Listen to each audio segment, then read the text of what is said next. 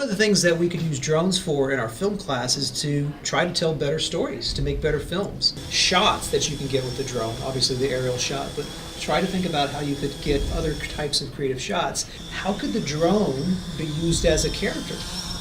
What if Santa got sick from some bad eggnog, and instead of him delivering the presents, he relies more on like a drone to do it?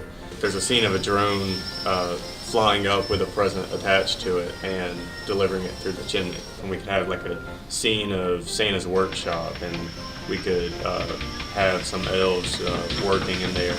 He collects his information about who's naughty and who's nice. There's like a kid sleeping in class, right? And you could have the drone peering in through the window and seeing the kid. Say a kid doesn't have a cookie or didn't get an orange.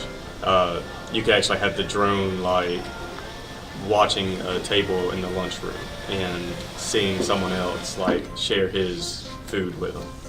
It'd be cool to actually have like some kids unwrapping presents, and they reach into the box and actually pull out a drone, and it's like the point of view shot from the drone's perspective on the kid.